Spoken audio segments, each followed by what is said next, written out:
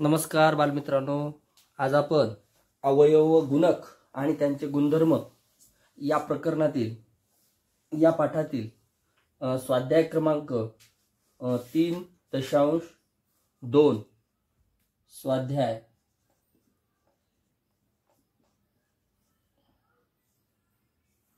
3.2 पाहणार आहोत। त्यामधलं पहिलं गणित आपण पाहणार आहोत। पहा, एक संख्या 50हून लहान आहे, 7च्या पटीत आहे, बरोबर 3 अवयवाची आहे, ती संख्या कोणती? संख्या पर्यायामध्ये दिलेली आहे। आपण नवनीत प्रकाशनाचं पुस्तक घेऊन वही पेन घेऊन समोर बसून गणित करायचे आहेत। पुस्तकात गणित वाचा। पहिलं गणित पहिले आपण 50हून लहान आहे आणि 7च्या पटीत आहे। काय आहे? 7च्या पटीत आहे। आपण पर्याय पाहूयात। पहिला पर्याय आहे 14, दुसरा पर्याय आहे 42, तिसरा पर्याय आहे 49 आणि चौथा पर्याय आहे 35। दिसते आपल्याला 35। तर या पर्यायापैकी या सगळ्या संख्या 7च्या पटीत आहेत। पहा, 7 2 14, 7 7 42, 7 7 49, 7 5 35। तर आता काय विचारले की 50हून लहान आहे, 7च्या पटीत आहे, 3 अवयव आहेत। 3 अवयव म्हणजे बघा, आपण पहिला पर्याय घेऊ। 1 14, याचे किती अवयव येतील? मूळ अवयव। अवयव म्हणजे मूळ अवयव, इथंच लक्षात घ्या। अवयव जर लिहिलेले असलं तर आपल्याला मूळ अवयव पाहिजे। 7 आणि 2 अवयव येतील याचे। बी पर्याय पहा, बी पर्याय 42 आहे। बघू आपण, 7 सख 42, पण ही 6 मूळ संख्या आहे का? नाही। मग याचे परत अवयव पडतील। 7 × 2 बेत्रिक 6। 7 जशाला तसे, 6चे 2 अवयव, 7चे 2 अवयव पाडले आपण, मूळ अवयव ते बेत्रिक 6। पर्याय सी पहा, 49, 7 × 7। आता याचे अवयव पडत नाही। त्यानंतरचा पर्याय 35, 35चे पहा, 7 × 5, 7 5 35। 35चे अवयव 2 आलेले आहेत। 14चे अवयव पहा, 2च आहेत। 42चे अवयव 3 आहेत। बघा, ए पर्याय 7 2 14, 2च अवयव। आपल्याला काय म्हटलंय? 3 अवयव म्हणले, 7च्या पटीत आहे। हे कटला पर्याय। इथं पहा, सी चे 7 7 49, 2च आहे त्याचे पण। डी चे 7 5 35, याचे पण 2 आहेत। म्हणजे आपल्याला आपल्या प्रश्नाचं उत्तर मिळालेलं आहे 7 सकम 42 आणि त्याचे मूळ अवयव 7 2 14, 14 त्रिक 42। आपल्याला पर्याय उत्तर मिळाले। काय होता प्रश्न? 50हून लहान आहे, 7च्या पटीत आहे, 3 अवयव आहेत। 3 अवयवाची कोणती संख्या आहे?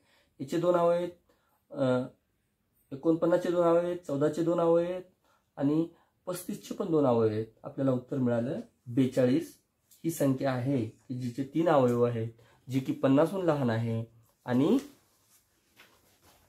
7च्या पटीतील आहे। त्यानंतरचा प्रश्न, त्यानंतर स्वाध्याय 3.2 मधलं दुसरं गणित आपण पाहतोय। 37 या संख्येचा सर्वात लहान विभाजक कोणता? बघा, विभाजक म्हणजे काय हे तुम्हाला माहित आहे। आपण मागे पाहिलं होतं। 10 ला काय म्हणतो आपण? हे 10 ला भागायचंय आपल्याला 5 ने। ज्याने भागतो आपण त्याला आपण काय म्हणतो? भाजक म्हणतो। हे तर माहितच होतं तुम्हाला। तो वि लावायचा आहे अगोदर, विभाजक, भागणारा। आणि ज्याला भागतो त्याला काय म्हणायचंय? भाज्य। काय म्हणायचंय? भाज्य। आणि 5 2 10, उत्तर आलेलं काय असणार आहे? भागाकार। ही मूळ संकल्पना तुम्ही समजून घ्या। ज्याने भागतो त्याला काय म्हणायचं? भाजक, म्हणजेच विभाजक। उरतंय ते बाकी असते। ह्या संकल्पना तुम्हाला माहित असणं महत्वाचं आहे। विभाजक म्हणजे भाजक, आणि भाजकलाच आपलं दुसरं नाव काय या प्रकरणात? हे अवयव। अवयव मग ते मूळ अवयव असतील किंवा साधे अवयव, साधारण अवयव असतील। तर विभाजक विचारले. आता विचारले काय, 37 या संख्येचा सर्वात लहान विभाजक कोणता. तर लक्षात ठेवायचं, कोणत्याही संख्येचा सर्वात लहान विभाजक हा 1 असतो. उत्तर मी तुम्हाला सांगितलेलं आहे. सर्वात लहान विभाजक काय असतो, कोणतीही संख्या घेतली, 20 घेतली, तिचा सर्वात लहान विभाजक कोणता आहे, म्हणजेच 1च्या पाड्यात सर्व संख्या येतात, 1 सर्व संख्येला भाग जातो, हे लक्षात ठेवायचं आहे. 37 या संख्येचा सर्वात लहान विभाजक काय आहे, 1 आहे. आणि याच ऐवजी दुसरा प्रश्न विचारला असता, 37 या संख्येचा मोठा विभाजक कोणता, तर हे उत्तर आलं असतं. कोणत्याही संख्येचा मोठा विभाजक ही सर्वात मोठा विभाजक ही 30 संख्या असते. 37ला भाग 1 न आणि 37 न जातो, आहे की नाही. 37 ही मूळ संख्या आहे. 37 कोणत्याही पाड्यात येत नाही, त्याच्यामुळे 37 काय आहे, मूळ संख्या आहे. बघा, 37 ही मूळ संख्या आहे, त्याच्यामुळे काय होतं, 37ला भाग कोणी कोणी जातो, 1 न आणि 37 न जातो, दुसऱ्या कोणत्याही संख्येनं जात नाही. म्हणजे अशा वेळेस 1 हा सर्वात लहान विभाजक आपल्या प्रश्नाचं उत्तर, आणि जी संख्या असते ती सर्वात मोठा विभाजक असते. इथं लक्षात ठेवायचे, 37चा सर्वात लहान विभाजक 1 आहे, पर्याय ए उत्तर. आणि सर्वात मोठा विभाजक 30 संख्या असते. समजा 10चा लहान विभाजक सर्वात कोणता, 1, आणि 10चा सर्वात मोठा विभाजक कोणता, तर 10, हे लक्षात ठेवा. त्यानंतरचा प्रश्न, त्यानंतरचा स्वाध्याय 3.2 मधला तिसरा प्रश्न पहा. जर 3 क्रमिक संख्यांची बेरीज 15 आहे, काय आहे, बेरीज 15 आहे 3 संख्यांची, तर मधल्या संख्येचा वर्ग असेल. आता बघा, 15 बेरीज आहे म्हणजे त्या निश्चितच फार मोठ्या संख्या नाहीयेत, 15 पेक्षा तर नाहीच, पण त्याच्यापेक्षा बी लहान आहेत. तर बघा, आपण बघू, 3, 4, 5 यांची बेरीज किती येते, 3 अधिक 4, क्रमिक संख्यामधली म्हणजे क्रमाने येणाऱ्या संख्या, 3 नंतर 4, 4 नंतर 5, अशा 4 आणि 3 7 आणि 5 12 म्हणजे येत नाही. आता त्याच्या पुढच्या पाहू आपण, 4, 5, 6, पहा बरं, 4 आणि 5 9, 9 आणि 6 15 येते बेरीज यांची. यांची बेरीज किती येते, बेरीज केल्यावर 15 येते. आले तुम्ही आपलं.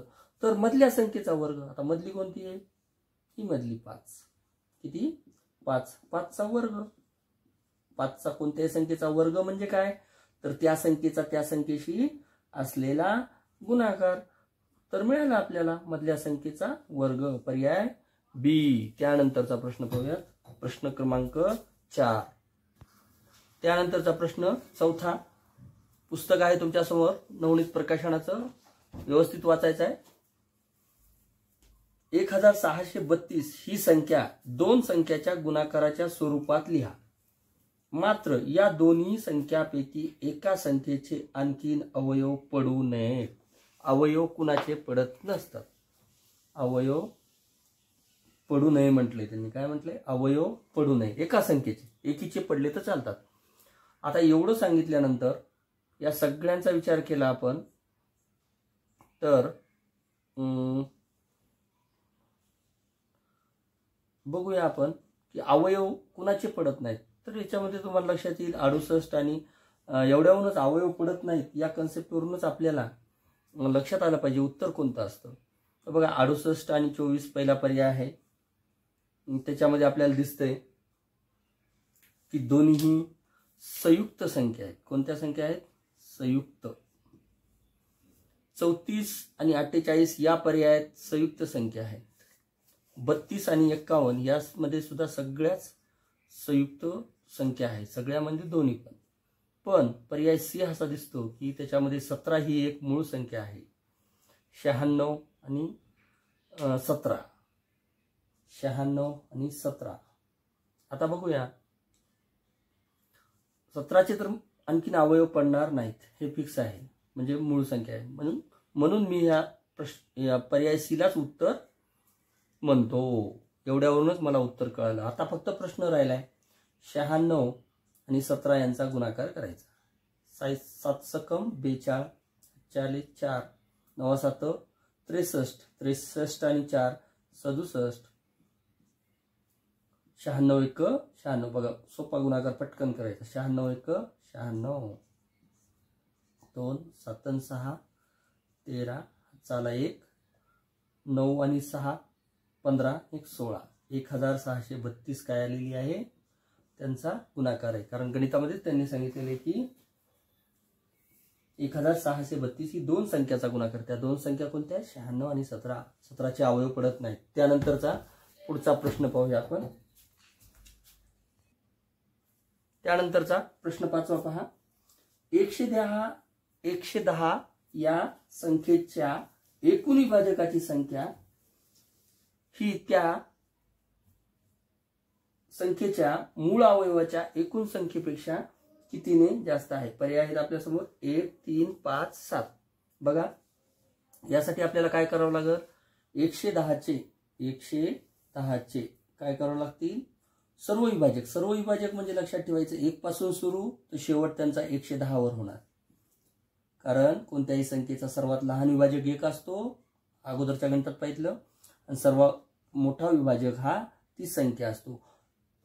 म्हणून 110चे आपण सर्व विभाजक पाहिलो. बघा 110ला कोणी कोणी भाग जातो? 1 न जातो है की नाही, 2 न जाणारच. का बरं 2 न जाणार?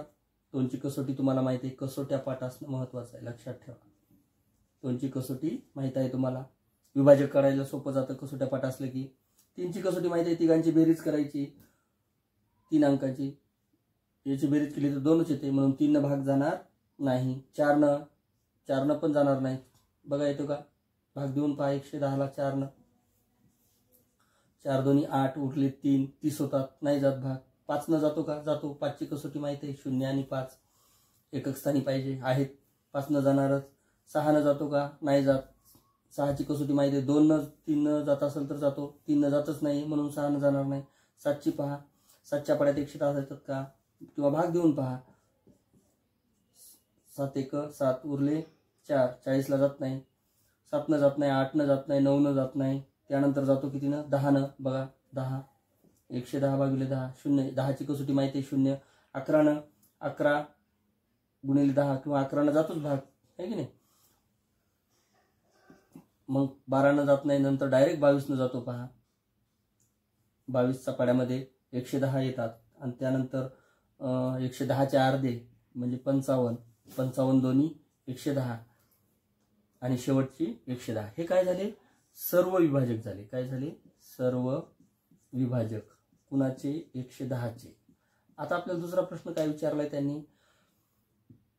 मूळ अवयव. 110चे मूळ अवयव. आता याच्यातले मूळ अवयव डायरेक्ट काढू शकतो. 2 आहे, 5 आहे, 11 आहे. त्यानंतर बघा 2 5 11 तरी आपण करून पाहूया. 110चे मूळ अवयव बघा 55 गुणिले 2 म्हणजे इथं आपल्याला 3 सापडले आहे की नाही. पाहूया 55 गुणिले 2. त्यानंतर आता 55चे अवयव पडावे लागतील. 11 गुणिले 5 11 5 55 2 जशाला तसे. मग झाले. आता हे सगळ्या मूळ संख्या आल्या. आता याच्यानंतर याचे अवयव पडतील का? नाही. म्हणजे हे किती झाले? 3 11 5 2 3 मूळ अवयव झाले. हे काय आहे? मूळ अवयव. आणि हे सर्व विभाजक. हे किती येते एकूण? 1 2 3 4 5 6 7 8. 110ला धरून 1 ला धरून हे किती आहे? त्याची संख्या 8. मुळावयांची संख्या 3. यांच्यातला काय विचारलंय आपल्याला गणितामध्ये? कितीने जास्त आहेत सर्व विभाजक? कितीने जास्त आहेत मूळ अवयवापेक्षा? याची वजाबाकी 5 ने जास्त आहेत. पर्याय सी. त्यानंतरचं गणित पाहूयात आपण 6वं. त्यानंतरचा प्रश्न 6वा स्वाध्याय 3.2 मधला पहा. 6वा प्रश्न 60चे विभाजक विचारले. 60चे विभाजक विचारले असताना त्यांनी इथं लक्षात घ्यायचे आपल्याला की 60चे विभाजक म्हणजे आपल्याला सर्व विभाजक विचारलेत त्यांनी. मूळ अवयव विचारलेत का? किंवा अवयव विचारले असले तरी आपल्याला तेच लिहिलं असतं. मूळ अवयव नाही विचारले त्यांनी. 60चे सर्व विभाजक विचारले. त्याच्यामुळे याचं उत्तर मला पर्यायातूनच येणार आहे. बघा 60चे सर्व विभाजक म्हणल्यानंतर सगळ्यात तुम्हाला माहिती आहे की लहान विभाजक आताच मी सांगितलं 1 असतो आणि सर्वात मोठा 60 असतो. पहिल्या पर्यायात आहे का तसं? तसं नाहीये. तिसऱ्या पर्यायात नाहीये. सी मध्ये, डी मध्ये पण नाही.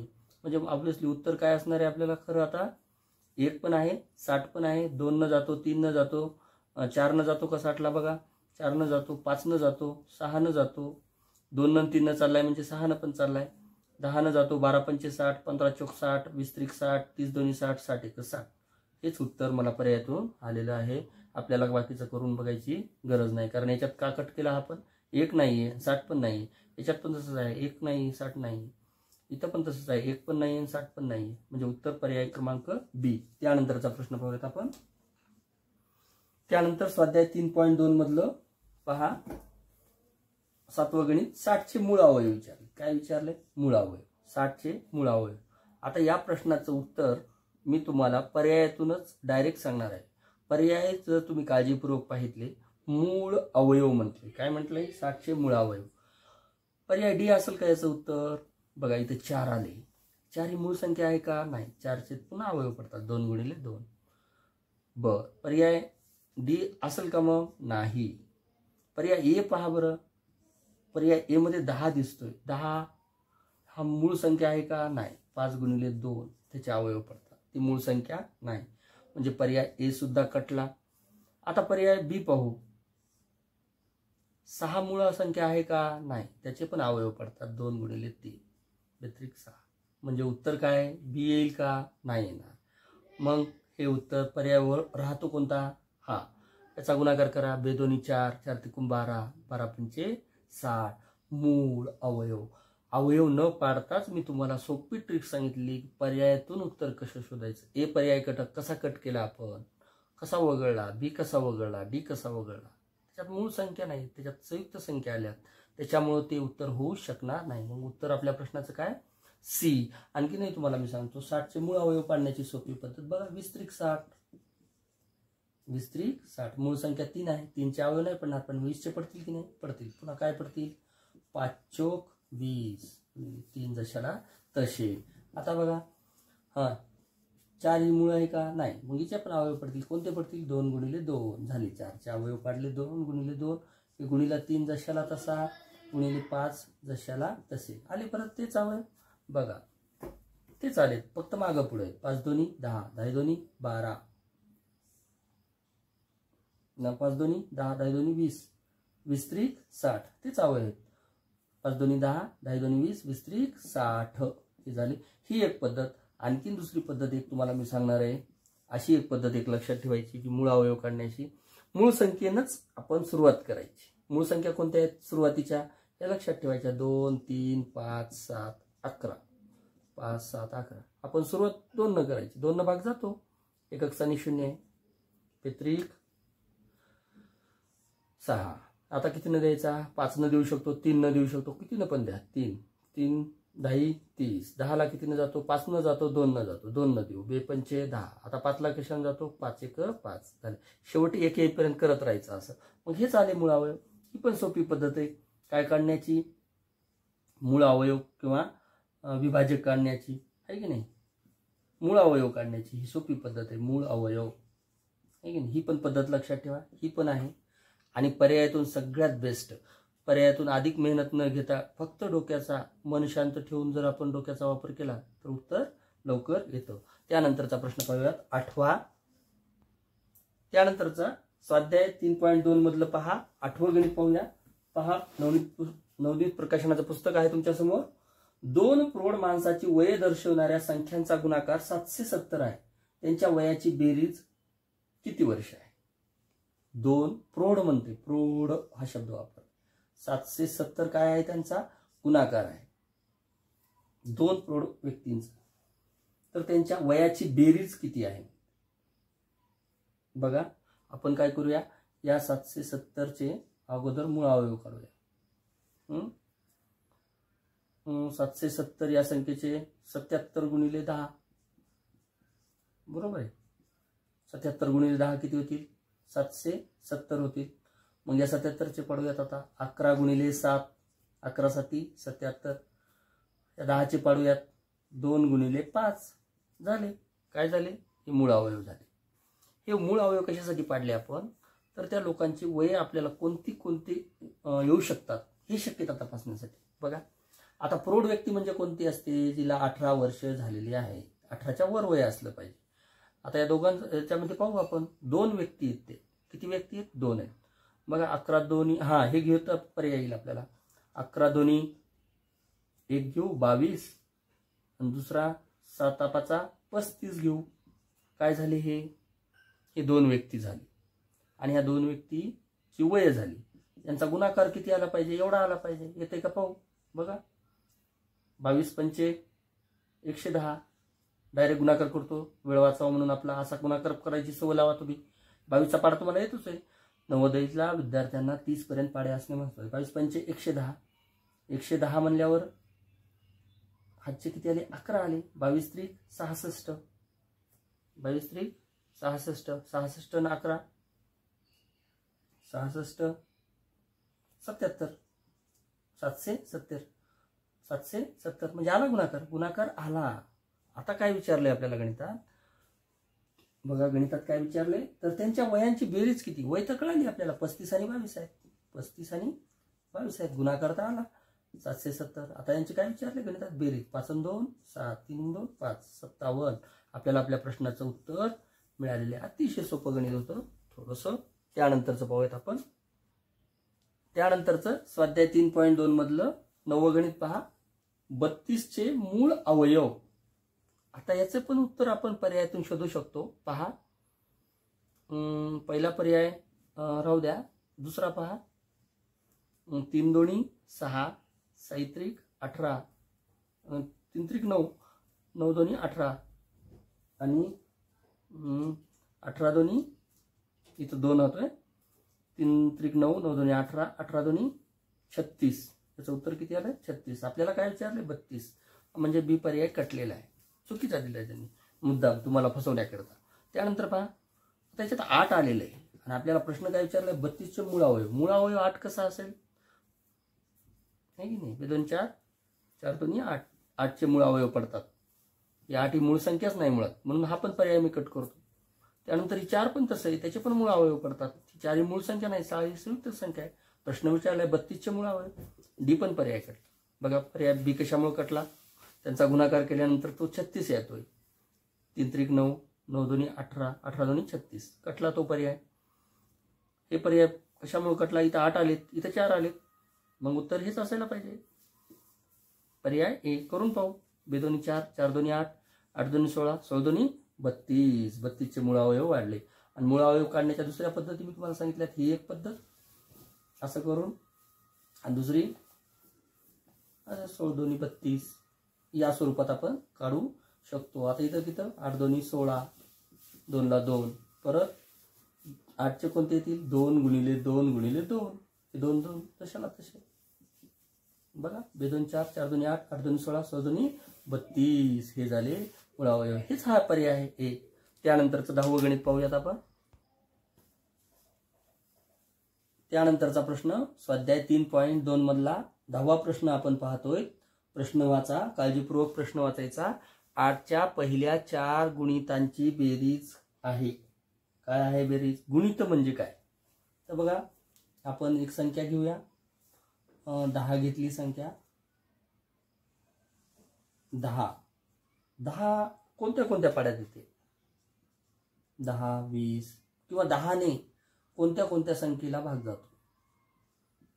30, 40 आहे की नाही? या सगळ्या संख्येला भाग जातो 10 ने, आहे की नाही? 10च्या पाड्यात. 8च्या पहिल्या, मग 10ची कोणती? 10 गुणिले 1, 10 गुणिले 2 या स्वरूपात. 10 गुणिले 3 जे येतील उत्तर 10, 20 म्हणजे 10च्या पाड्यातले जे येतील ते 30. आता मग 8चं कसं येईल? 8 न कुणाला जातो भाग? 8 गुणिले 1 8 ला जातो. 8 गुणिले 2 8 दोन्ही 16, 8 गुणिले 3 8 गुणिले 4 8 चौं 32. 8ची गुणित आहे ती. 8 या संख्येनं या संख्येला भाग जातोय. 8 ला जातो, 16 ला जातो, 14 ला जातो, 32 ला जातो. किती विचारली होती? 8 पंचे 40. असे 8चा पाडा. 8 10 80 झाल्यानंतर सुद्धा 8 11 88. 8 11 88. 8चा पाडा काय 8 10 80 पर्यंत संपत नाही, तो चालूच राहतो पुढे 8च्या. पण आपल्याला काय विचारले? पहिल्या 4 गुणितांची संख्या. म्हणजे 8 ने ज्या ज्या संख्येला भाग जातो. पहिली संख्या आहे 8. 8 ने 8 ला भाग जातो, दुसरी 16, 24, 32 यांची बेरीज 8 आणि 6 14, 14 आणि 4 18, 18 आणि 2 20, 20 ला 0, हातचे आले 2, 2 आणि 1 3, 3 आणि 2 5, 5 आणि 3 8. उत्तर आपल्याला मिळालेलं पहिल्या 4 गुणितांची विचारले होतं, पर्याय नंबर सी. त्यानंतरचा प्रश्न, विद्यार्थी मित्रांनो प्रश्न 10वा नाहीये, 11वा आहे हा प्रश्न. त्यानंतरचा प्रश्न किती होता? 11वा पाहतोय आपण, दिसतोय आपल्याला. वाचा. 3 आणि 5 यांची गुणिते असलेल्या पहिल्या 100 नैसर्गिक संख्यांची संख्या किती? बघा प्रश्न समजून घ्या.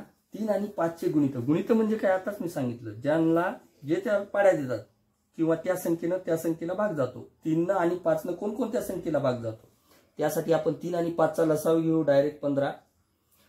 3 आणि 5 चा लसावी किती आहे? 15 आहे. घेतला आपण. तर बघा या 15 न बघा आता, कारण 3 आणि 5 प्रत्येक संख्येने बघण्यापेक्षा यांचा लसावी घेतला आणि बघा केलं आपण 15,